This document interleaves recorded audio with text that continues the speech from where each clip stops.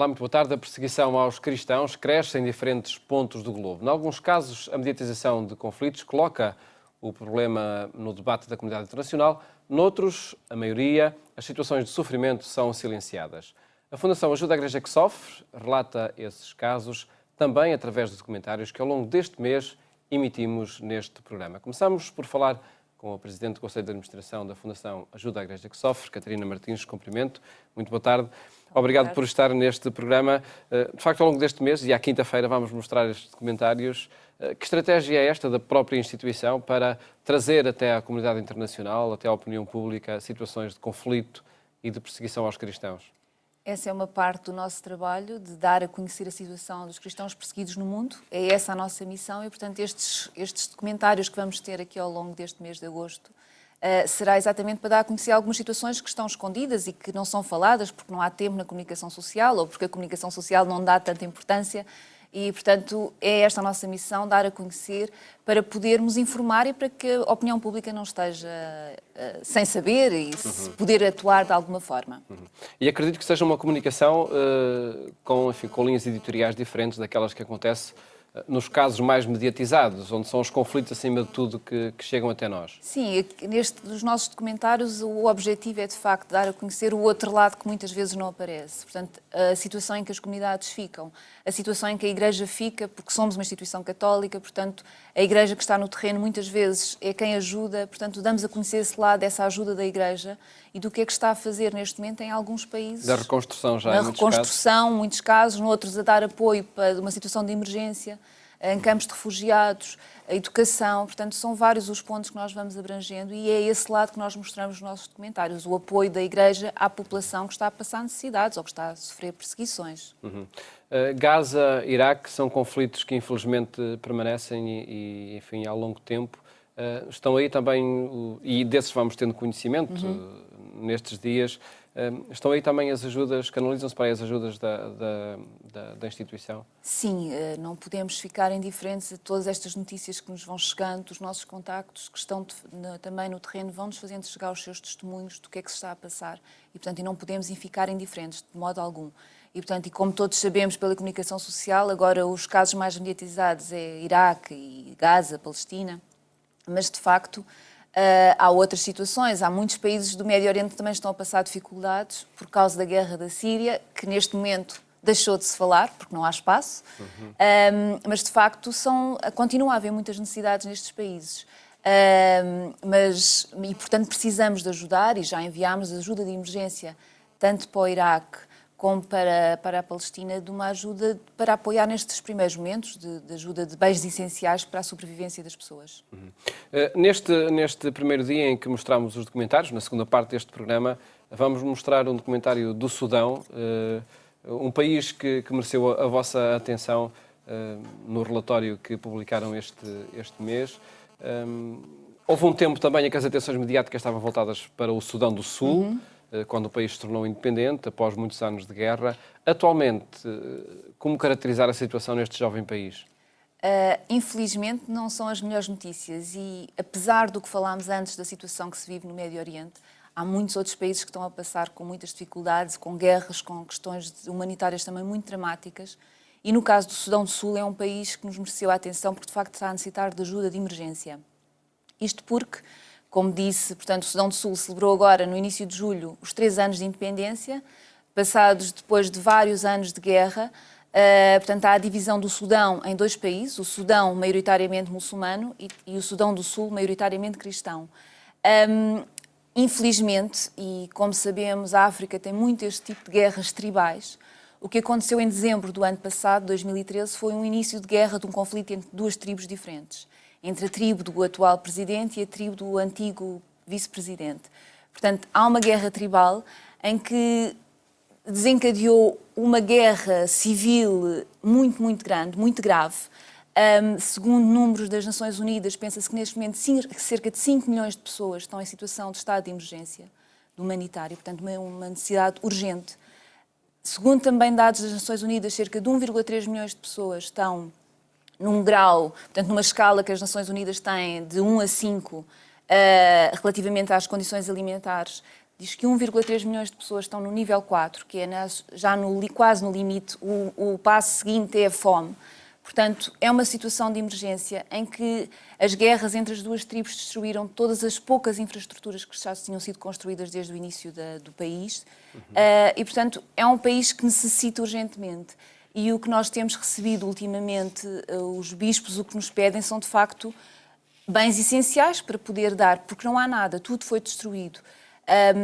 Temos um testemunho nesse relatório que fizemos de um bispo da Diocese de Malakal, em que antes da guerra, deste início de dezembro de 2013, havia cerca de 250 mil pessoas. Hoje ele não faz ideia de quantas pessoas é que existam, porque a maioria foi morta e muitas fugiram. Não se sabe exatamente quantas pessoas é que há. Portanto, é uma situação dramática que, infelizmente, que havia tanta esperança neste novo país, no país mais novo do mundo. Havia tanta esperança porque foi um povo muito sofredor ao longo das últimas décadas. E, de facto, foi uma paz muito pouco duradoura. E houve um cessar-fogo, mas infelizmente também agora há pouco tempo, em junho, houve um quebrar desse cessar-fogo e não sabemos muito bem qual é que vai ser a situação e como é que se vai desenrolar. De facto, é um país que necessita, embora seja riquíssimo a nível de subsolo, a população está a passar uma fome que não se imagina. Há casos de crianças que vão apanhar nenúfares para fazer farinha daquilo que apanham no rio. Não há água potável, bebem água do rio Nilo, que está contaminado e, portanto, com todas as consequências que vêm daí.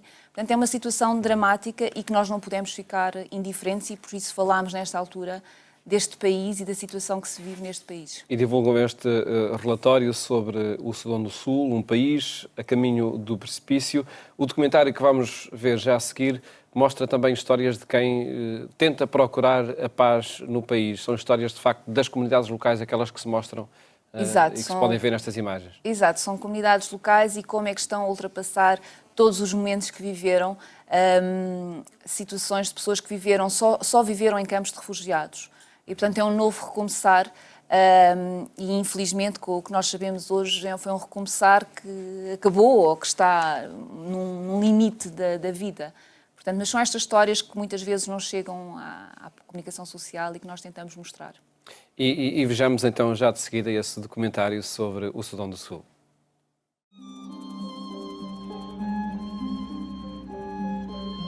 A guerra entre o Norte e o Sudão do Sul durou meio século, custou mais de 3 milhões de vidas e forçou 5 milhões a abandonarem os seus lares. Aqueles que conseguiram sobreviver num país devastado pela guerra precisaram de fé e esperança para prosseguirem. Foram pessoas simples que os ajudaram nisso, os catequistas. Um deles foi Gabriel, um catequista da cidade de Torit.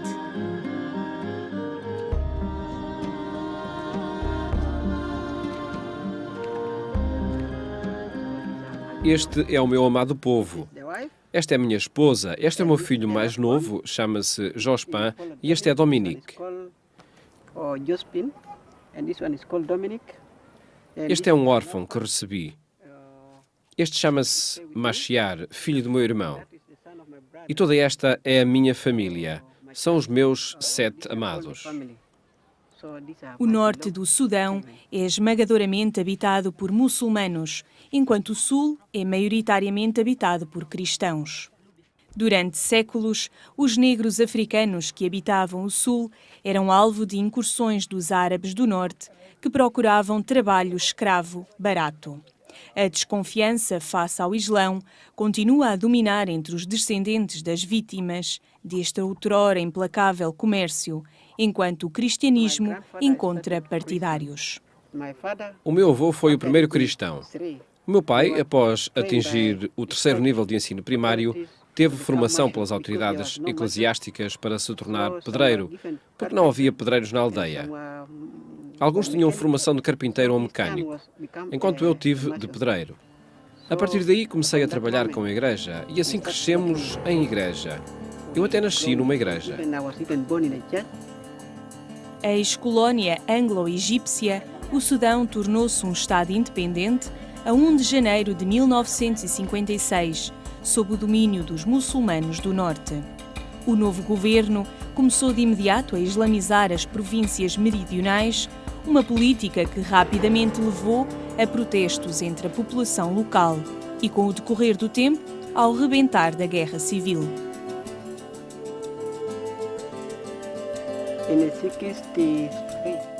Em 1963, quando eu já estava no primeiro nível do ensino primário, alguns padres expatriados foram expulsos do Sudão. Apenas tínhamos alguns padres, o falecido padre Patrick Lopidia, o bispo Paril, que ficaram connosco. Eram eles que orientavam a igreja. Apenas alguns eclesiásticos locais ficaram no Sudão do Sul. No entanto, a resistência obstinada do Sul contra a islamização aumentou e uniu ainda mais a comunidade cristã. Quando a guerra começou, todos fomos para a cidade. Mas a vida na cidade era um pouco difícil. Se estivéssemos desempregados, não se conseguia sobreviver. Por isso, esperamos que nos ajudassem, padres ou qualquer pessoa. Foi uma época difícil. Um cessar-fogo terminou a Primeira Guerra em 1973, tendo o Sul autonomia limitada autorizada. No entanto, a crescente presença da cultura árabe e islâmica do país era notória e, por fim, incitou o governo a introduzir a lei islâmica, a Sharia, em todo o país. As sementes da discórdia foram reveladas. O rebentar de outra guerra civil no Sul foi uma consequência inevitável. Até 1988, muitas mortes se deveram à fome. O SPLA, Exército Popular de Libertação do Sudão, fechou o cerco à cidade. Ninguém conseguia sair nem entrar, por isso as coisas estavam muito mal. Quando se encontrava uma porta fechada com uma marca, sabia-se que lá dentro se encontrava uma pessoa morta. Os cristãos eram perseguidos por ambas as fações do conflito. Com o apoio da União Soviética Comunista e da China, o Exército Popular de Libertação do Sudão também via as ações da Igreja como uma ameaça. Em 1989, Torito foi capturado pelo SPLA. Parid, Lofaz, Leo, Jean-Baptiste, todos foram presos. O lugar estava vazio.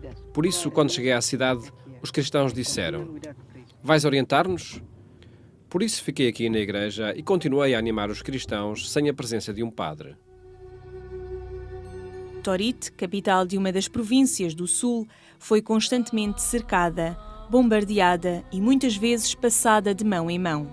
Gabriel ficou com os que não conseguiam fugir da cidade. Em 1992, quando os soldados do governo entraram na cidade, tinha chegado a hora de todos sairmos de Torit por causa do fogo cruzado. Por isso fugimos. O bispo e os padres também fugiram. Alguns para Polotaka, outros para Izok e para outros sítios. Mas se os cristãos estão aqui, tenho de ficar com eles. Por isso fiquei. Assim, a partir dessa altura, fiquei na cidade sem um padre. O padre visitava-nos 2 vezes por ano. A cidade cercada foi deixada sem praticamente nenhuma ajuda exterior. Houve uma grande fome e as crianças foram as que mais sofreram. Abrimos um centro de alimentação e ensinamos as pessoas a escrever o alfabeto, a benzerem-se. Algumas ONGs, como a Ajuda à Igreja que Sofre, apoiam-nos através do Conselho das Igrejas do Sudão. Apoiam-nos um pouco indiretamente. Sob estas difíceis condições, a fé dava-lhes esperança. Apesar de os cristãos serem vítimas de grandes perseguições, Gabriel continuou a catequizar e Torit via muitas conversões. Deu-se um grande número de batismos.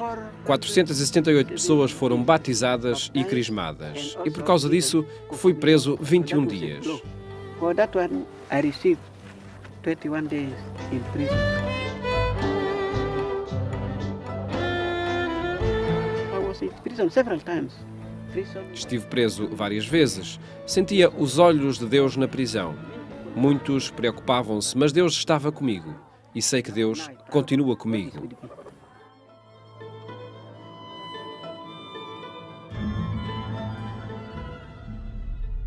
Após uma guerra que devastou o Sudão do Sul, a paz parecia assegurada após a assinatura do Acordo de Paz de 2005 e a subsequente autonomia limitada.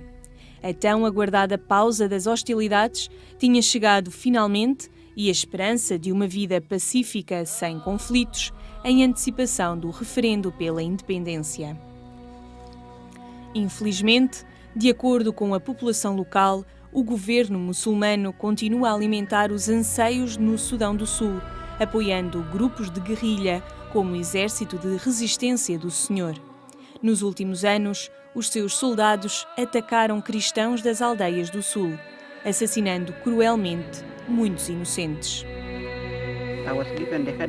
Foi nomeado catequista responsável na aldeia de Polotaka. Um dia fui vítima de uma emboscada pelo LRA, mas Deus também me arrancou das mãos do LRA. God want to use me. And up to now, I trust Jesus. Nesse momento, fiquei a perceber que Deus contava comigo. Rezei a Jesus. Quanto mais rezava, mais forte me sentia. Is loving me, loving everybody.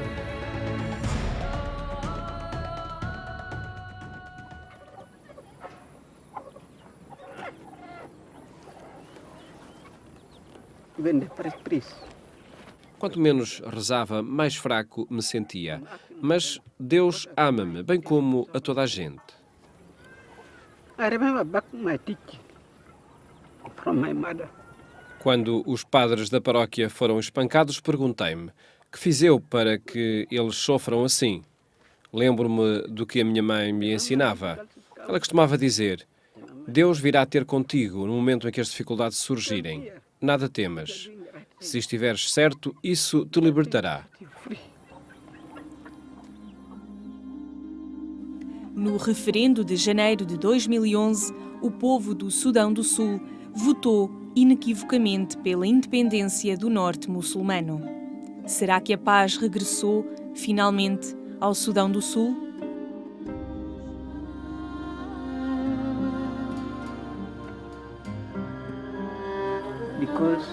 Como nascemos em tempo de guerra, rezamos por esta paz, para que fosse uma paz real. Esperamos uma paz justa, porque conhecemos a dor da guerra. Com a oração, a paz chegará.